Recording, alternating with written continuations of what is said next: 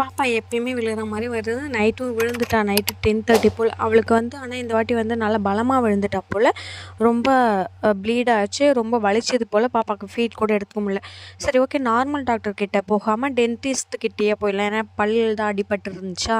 ஏன்னா ஏற்கனவே நான் ஸ்கின் இஷ்யூ பாப்பாவுக்கு வந்தப்போ நான் நார்மல் பீடியாட்ரிக்கு போயிட்டு நான் ரொம்ப கஷ்டப்பட்டேன். அதனால் 3-4 தாட்டி போய் கூட சரியாகலை. அதுக்கப்புறம் ஸ்கின் டாக்டர் கையில் போனோடனே ஒரு 2-3 டேஸில் ரிலீவ் ஆன மாதிரி இருந்துச்சு. அதனால தான் நான் இந்த வாட்டி ரிஸ்க் எதுவும் எடுக்க விரும்பலை. சரி, டென்டிஸ்ட் கையிலே போயிருந்தேன். தாய் மூகாம்பிகை அப்படின்ற ஒரு ஹாஸ்பிட்டலுக்கு தான் போயிருந்தேன். இது காலேஜ் ப்ளஸ் டென்டிஸ்ட் ஹாஸ்பிட்டலாக யூஸ் பண்ணிகிட்ருக்காங்க. ஆக்சுவலாக செம்மையாக பார்க்குறாங்க. பீடியாட்ரிக் போர்ஷன்ட்டு ஒரு பில்டிங் இருக்குது. அங்கே பொம்மை தொங்க விடுறது, கலர் கலர் திங்ஸ் அவங்களுக்காக இருக்குது.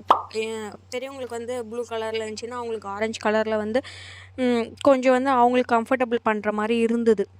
அதே மாதிரி அங்கே இருந்த கேன்டீனில் சாப்பாடு வாங்கியிருந்தோம். செம்ம குவாலிட்டியில் சூப்பராக இருந்துச்சு.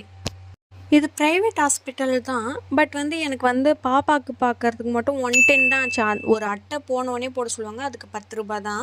அதுக்கப்புறம் பாப்பாவுக்கு எக்ஸ்ரே எடுக்கணும். அங்கே எதனா இன்ஃபெக்ட் ஆகிருக்கா, இல்லை டிஸ்லோகேட் ஆகிருக்கா பல் எதனா அப்படின்ட்டு பார்க்குறதுக்கு ஸ்கேன் எடுக்கணும் அப்படின்னு சொல்லிட்டு 100 ருபீஸ் தான் ஆச்சு. மொத்தமாகவே 110 தான் ஆச்சு.